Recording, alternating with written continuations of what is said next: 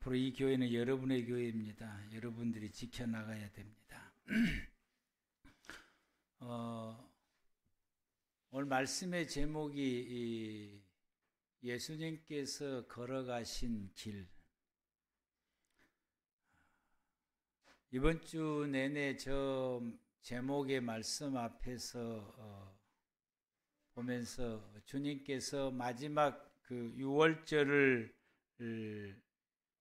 지나가시는 이 한 주간, 그리고 그 이전부터서 공생일 시작하면서부터 시작해서 십자가에서 죽기까지 예수님께서 걸어오셨던 그 모든 길들을 이렇게 뒤돌아보게 하시고, 또 집중적으로 마지막 6월절을 앞두고 예루살렘에 가기 전에 갈릴리에서 제자들에게 3번이나 이번 가는 길이 내게 있어서 마지막 이런 길이다 라고 말씀하시는 그 말씀을 묵상하면서 한 주간을 보내게 됐습니다. 마태복음 16장 21절에 예수님께서는 제자들의 그 믿음의 고백을 들으시고 처음으로 이번 예루살렘에 올라가면은 나에게 이런 일이 있을 것이다 라고 말씀하시게 됩니다.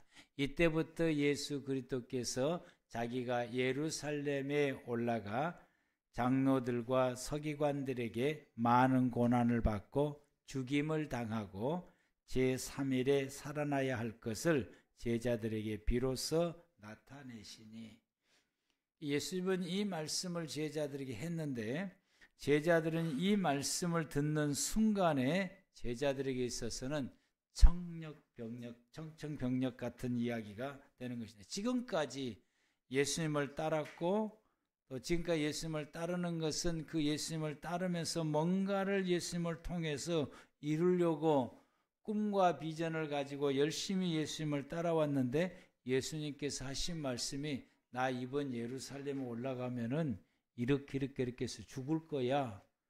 그러니 제자들을 들었을 때는 너무나 황망하고 기가 막힌 이야기인 것입니다.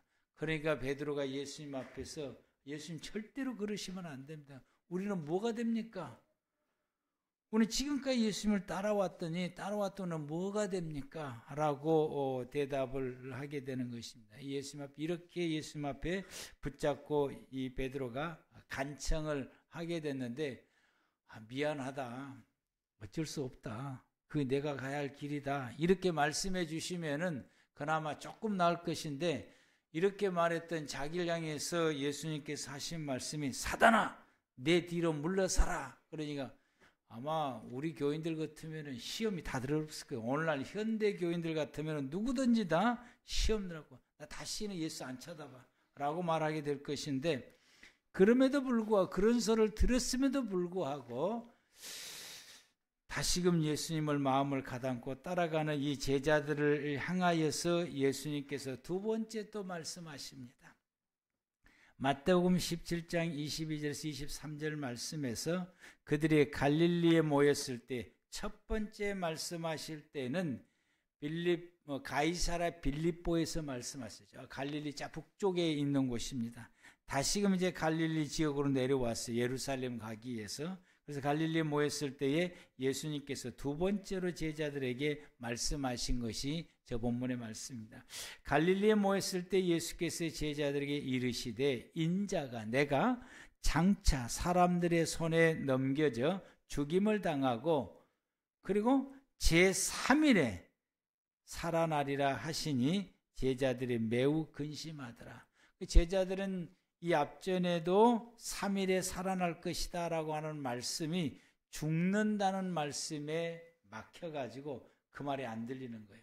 두 번째도 내가 죽임을 당하고 제3일에 살아나야 할 것이다 라고 하는 이 제3일에 살아난다고 하는 말이 들리질 않는 거예요. 죽는다는 말에 그냥 거기 앞에 딱 서서 그 다음에 하신 말씀이 제자들에게 귀에 들리질 않고, 이 말씀을 아주 전혀 모르는 것이 예수님의 부활할 때도 예수님의 제자들이 우왕좌왕하는 것을 보니까 제3일에 살아난다고 하는 말씀을 아예 못 들은 것 같아요. 그러자 예수님께서는 마태복음 20장 18절에서 19절에 예루살렘, 이제 마지막 예루살렘에 올라가기 직전, 갈릴리 지역에서 예루살렘 올라가기 직전에 마지막으로 말씀하시는데 조금 더 구체적으로 말씀하시게 됩니다. 보라, 우리가 예루살렘으로 올라가노니, 6월절 명절을 지키기 위해서 예루살렘으로 올라간다라고 하는 거예요. 보편적으로 6월절 명절을 지키기 위해서는 예루살렘에 올라가는 데에 보름 전에, 일찍 간 사람들은 보름 전에 가고 반드시 6월절 10일 전에는 예루살렘에 도착해야 되는 것입니다. 그래서 이미 예수님께서는 아마 이 보름 전에 예루살렘 올라가기 위해서 이들에게 말씀하시게 됩니다. 인자가 대제사장들과 서기관들에게 넘겨지게 되고 그들이 죽이기로 나를 결의하게 되고, 그리고는 이방 사람들에게 넘겨주어, 로마 사람들에게 넘겨주어서 나를 조롱하며 책짓질하게 될 것이고, 그리고 나는 십자가에 못 박히게 될 것이다. 거기서 못 박혀서 죽게 될 것이다. 그러나 제3일에는 반드시 살아나리라.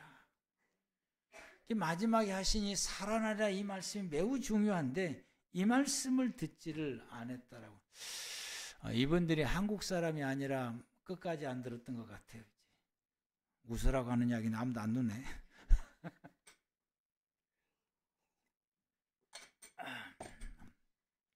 오늘 본문에서 이 베드로는 예수님께서 가신 길에 대해서 이렇게 고백합니다. 친히 나무에 달려 그 몸으로 우리 죄를 담당하셨으니 이는 우리로 죄에 대하여 죽고 의에 대하여 살게 하려 하심이라. 예수님께서 십자가에서 우리의 죄를 담당하여 죽으셨다. 그것은 우리 죄에 대해서는 소멸시켜 주시고 이제는 우리가 의로운 사람으로서 살아갈 수 있도록 하기 위해서 예수님께서 십자가에서 죽으셨다. 그가 채찍에 맞음으로 너희는 나음을 얻었나니 너희가 전에는 양과 같이 길을 잃었더니 이제는 너희의 영혼의 목자와 감독 되신 이에게 돌아왔느니라. 이제는 예수님으로 통하여서 우리가 길을 잃고 세상에서 내가 어떻게 살아야 잘 사는 것인지 알지 못하고 그냥 살아왔던 우리에게 예수 그리스도를 통해서 우리가 하나님 앞에 돌아와 내 영혼의 목자 되신 하나님 앞에 돌아와서 하나님과 함께 살아갈 수 있는 길이 우리에게 열려졌다라고 말씀하시고 우리가 그 길을 지금 살고 있다라고 베드로가 고백하게 됩니다. 사실 예수님께서 가신 이 길은 매우 외로운 길이었습니다. 예수님이 가시는 이 십자가의 길은 아무도 알아주지를 않았습니다. 함께 동행하는 사람도 없었습니다. 오직 예수님이 십자가 지고 가는 그 길을 향하여서 비난과 조롱만 있었습니다. 침을 뱉으며 손찌검도 하는 사람도 있었습니다. 그 누구도 위로해 주는 사람도 없었습니다. 하나님의 말씀 안에서 이해하고 그리고 격려해 주거나 따뜻하게 말해 주는 사람도 없었습니다. 그러나 그 길은 하나님의 뜻을 이루어가는 길이었습니다. 모든 인류가 구원받을 수 있는 길이 열려지게 하는 그 길이었습니다.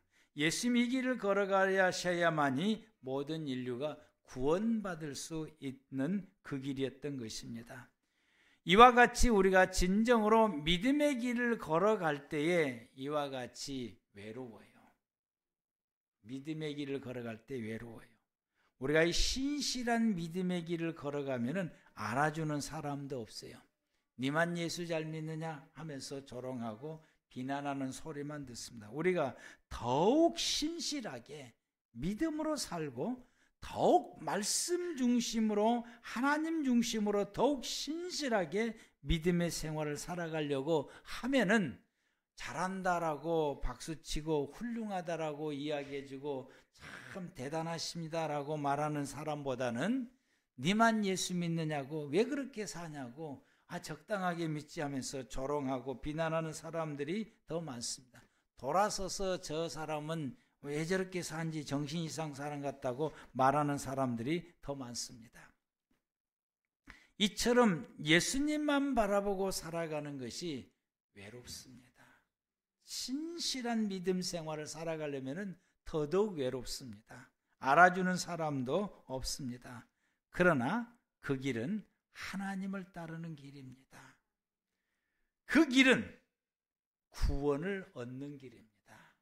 내가 구원받을 수 있는 길이고, 그 길은 내가 하나님의 뜻을 이룰 수 있는 길이고, 내가 그렇게 살아갈 때에 내 주변의 사람들이 나로 인해서 구원을 받을 수 있게 됩니다.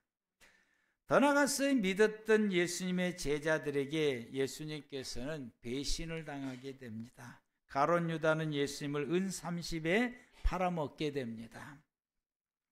한 제자 베드로는 자신의 생명이 위태로움을 감지하고 예수를 모른다고 부인하게 되며 심지어는 마지막에는 세 번째는 예수를 저주까지 하면서 부정을 하게 됩니다. 나머지 제자들은 예수님이 잡혀가는 것을 보고 그들도 함께 끌려갈까 두려워서 모두가 다 도망가게 됩니다.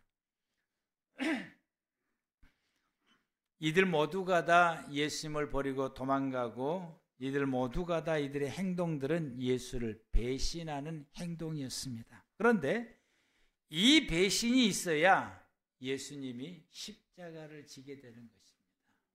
이 배신이 없었으면 예수님은 십자가를 지는 것이 쉽게 성취를 못하게 되는 것입니다. 이 배신이 있었기 때문에 예수님이 하나님의 뜻을 이룰 수 있었고, 자신에게 주어지는 사명을 마침내 죽음으로써 완성하여 인류를 구원시키는 이 길을 완성할 수가 있게 됩니다. 주님의 배신이 이렇어요. 우리의 삶 가운데서도 우리가 믿음으로 생활해 가고 함께 사역을 하게 됐을 때 이런 배신들이 종종 있어요. 그래서 우리 교회를 떠나게 되고, 요감에서 떠나게 되고, 심하게 말하는 사람들도 있어요. 그게 있어야 우리가 하나님 앞에서 신실한 성도로 거듭날 수가 있는 것입니다. 우리가 우리 자신에게 주어지는 사명이 어떤 것인가를 다시 한번 뒤돌아보게 되고, 내가 하나님 앞에서 어떻게 살아야 될 것인가를 다시 한번 뒤돌아보면서 하나님 앞에 신실한 믿음의 생활을 살아가며 아버지의 뜻을 이뤄가며 생활할 수 있는 삶으로 다시금 탈바꿈하게 되고 거듭나게 되고 성숙되어지는 역사가 있게 되는 것입니다. 그러므로 여러분, 배신당하는 것을 슬퍼하거나 낙심하거나 좌절하거나 또 배신하는 사람들을 원망할 필요가 없습니다. 예수님께서 가셨던 이 길은 고난과 고통의 길이었습니다. 머리에 가시관을, 이 로마의 군인들이 가시관을 엮여가지고 머리에 가시관을 딱 씌우게 되니까 왕관을 표현하는 거예요. 이제 왕관. 그러니 그 가시에 찔려서 피가 흐르는 고통이 그에게 따르게 됩니다. 여러분, 가시에 찔리면은, 손가락에 가시를 찔리면은 얼마나 아픕니까? 이걸 뺄 때까지 아파요. 그런데 이 가시관을 읽어가지고 엮어서 만들어서 머리에다가 씌울 때에 가시에 찔린 것이 한두 개가 아니라 온 머리를 찔리게 되었으니 이 고통이 말로 표현할 길이 없습니다. 40에 하나를 감하는 매를, 책직을 39대나 맞게 되는데, 이 책직도 그냥 책직이 아니라 책직 끝에 쇠붙이가 붙어 있어서 한 대 맞을 때마다 살점이 떨어져 나오는 이런 매를 이렇게 39대나 맞았으니 예수님께서 초죽음이 되는 것입니다. 그리고 그런 그 39대를 맞아 살점이 떨어나가서 초줌이 됐던 그 예수님에게 이제는 십자가를 짊어지게 하시고 그리고 골고다의 길을 걸어가게 하시니까 그 한 발자국 한 발자국을 걷는 것이 말로 표현할 수 없는 고통을 겪게 됩니다. 근데 마지막에는 예수님을 십자가에서 매달리면서 손과 발에 못을 박으시고 그리고 그를 십자가에 매달린 것은 지금까지 매맞는 것과 십자가를 짊어지고 이 골고다까지 비사돌로스를 걸어서 여기까지 왔던 그 한 걸음 한 걸음 걸었던 그 고통은 아무것도 아니었어요. 십자가에서 못을로 이게 손과 발에 박게 되고 그리고 매달려서 아침 9시부터서 오후 3시까지 매달려 있는 그의 고통은 표현하기 힘들 만큼 인간이 감내할 수 없는 그런 고통을 십자가에서 겪게 되었습니다. 사람으로서는 감당하기 어려운 고통을 겪으시게 된 것입니다. 그럼에도 불구하고 예수님께서 그 고통을 끝까지 참아내셨습니다. 그리고 그것을 감당하셨습니다. 이로 인하여서 인류가 구원받을 수 있는 길이 활짝 열리게 된 것입니다. 오늘날 우리 모두가 다 예수의 이름으로 구원받아 하나님의 백성이 되었고 하나님과 함께 살아갈 수 있는 은혜가 저와 여러분들에게 주어지게 된 것입니다. 우리도 이와 같이 복음을 전하는 길에 이와 같은 고통을 겪기도 합니다. 자존심 상할 때도 한두 번이 아니고요. 마음 상하고 속상할 때도 한두 번이 아닙니다. 근데 우리는 한두 번을 겪으면 못하겠다고 그냥 접어버리고 포기해버리고 복음 전하는 것을 거기에서 멈추게 됩니다. 예수님께서는 끝까지 고통을 감내하며 죽음으로서의 그것을 마감함으로 통해서 구원받을 수 있는 길이 열려지게 된 것입니다. 우리도 속상하지만은 기분 나쁘지만은 또 우리도 힘들고 어렵지만은 시간을 내서 또 우리가 여러 가지 많은 투자를 하면서까지 우리가 그 사람을 향하여서 내가 복음 전할 사람을 향해서 끝까지 참고 견디며 끝까지 그를 생각하고 그가 구원받아 천국에서 살 것만 생각하고 그를 향해서 끊임없이 복음을 전할 때에 마침내 때가 이르게 되면 그들은 나로 인하여서 구원 얻을 수 있는 길이 열려지게 됩니다. 아멘. 내가 포기하지 않으면 예수님처럼 포기하지 않고 끝까지 가게 되면 내 주변의 사람들이 나 때문에 구원 얻을 수 있는 길이 열려지게 됩니다. 예수님께서 포기하지 않으시고 끝까지 고통을 감내하며 마지막까지 가게 되므로 저와 여러분들이 그리고 온 인류가 구원 얻을 수 있는 기회가 열리는 것처럼 우리도 예수님처럼 이렇게 끝까지 하게 되면은 우리 주변에 있는 사람들이 내가 복음을 전하려고 하는 사람이 구원 얻을 수 있는 길이 열려지게 됩니다. 그래서 예수님께서는 말없이 고통을 감내하셨습니다. 참으시면서 계속해서 그 길을 걸어가십니다. 그리고 멈추지를 않습니다. 앞으로만 전진해 나가게 됩니다. 참고 견디며 나갑니다. 눈물을 훔치면서도 나갑니다. 그 누구를 향해서도 원망하지 않고 나갑니다. 불평하지도 않으십니다. 누구를 향해서 자기에게 이렇게 한 사람들에 대해서 욕하거나 저주하지도 않으십니다. 화를 내지도 않으십니다. 분노하는 마음도 품지 않으십니다. 오직 조용히 그리고 묵묵히 그 길을 걸어가십니다. 힘들다고 옆으로 세지도 않으십니다. 끝까지 마지막 죽음에 이르기까지 그 길을 끝까지 나아가게 됩니다. 예수님께서 이렇게 걸어가신 것에 대해서 이사야 선지자는 이렇게 표현하며 말씀했습니다. 이사야서 50장 7절 말씀에 그가 곤욕을 당하여 괴로울 때도 그 입을 열지 아니하였으며 마치 도수장으로 끌려가는 어린 양과 털 깎는 자 앞에서 잠잠한 양같이 그 입을 열지 아니하였도다. 라고 말씀하신 것처럼 예수님은 이사야에서 말씀하신 것처럼 그대로 예수님은 끝까지 그 길을 걸어가시게 됩니다. 이 모습이 마태복음 27장 12절에서 14절 말씀 가운데 대제사장과 장로들에게 고발을 당하고 그렇게 고발을 당해도 아무 대답하지도 아니하게 되니까 이걸 바라봤던 빌라도가 답답해서 이 예수님에게 하는 말이 그들이 너를 쳐서 얼마나 많은 것으로 증언하며 고발하는 소리를 듣지 않느냐? 너는 너 자신을 위해서 변호 좀 해봐라 라고 빌라도가 말했을 때에 14절에 예수님께서는 한마디도 변호하지 않으시게 됩니다. 왜 예수님께서 이렇게 하셨을까? 예수님은 당신 자신이 가는 길이 분명한 목적이 있었기 때문입니다. 모든 사람을 죄를 대속하시려고 하셨기 때문입니다. 그것이 그분이 가는 길의 목적이었습니다. 모든 사람들의 죄를 사함 얻을 수 있도록 하기 위함인 것입니다. 그리하여 모든 사람들이 구원받는 것이 예수님의 가는 길의 목적이었습니다. 하나님과 함께 살아갈 수 있는 인생의 길을 열어주려고 하신 것이 예수님께서 가는 길의 목적이었습니다.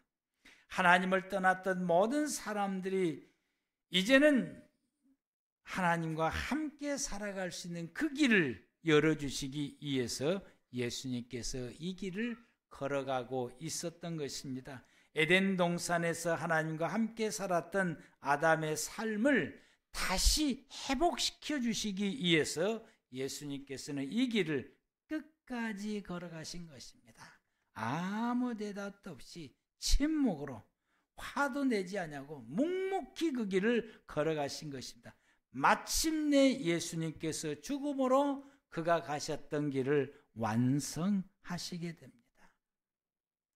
그리하여 그가 가셨던 그 모든 목적을 마침내 이루시게 돼서 모든 죄인이, 모든 인류가 죄 사함을 입어 마침내 구원받게 되었고 그 구원받은 무리가 바로 저와 여러분들도 같은 무리에 우리가 임하게 되었고 오늘 이 시간 모여서 하나님 앞에 예배드리며 구원받는 것을 감사하며 이렇게 말씀으로 다시금 구원받았음을 하나님 앞에 선포하며 고백하게 됩니다.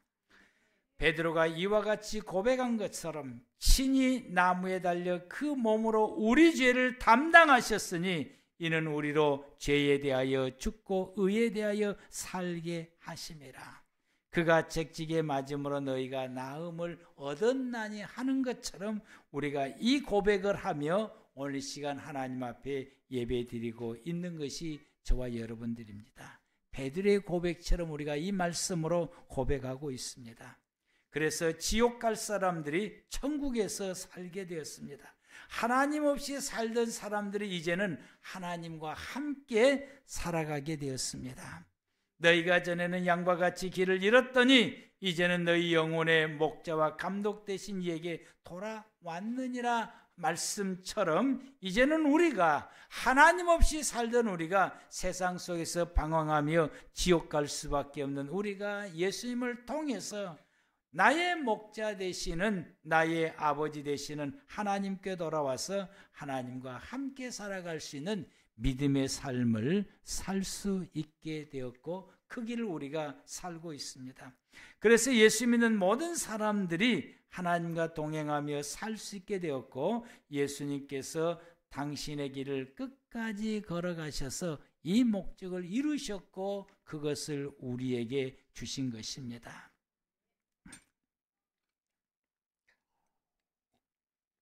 그러면서 우리에게 말씀하여 주시기를 베드로전서 2장 21절에 이를 위하여 너희가 부르심을 받았으니 그리스도도 너희를 위하여 고난을 받으사 너희에게 본을 끼쳐 그 자체를 따라오게 하려 하셨느니라.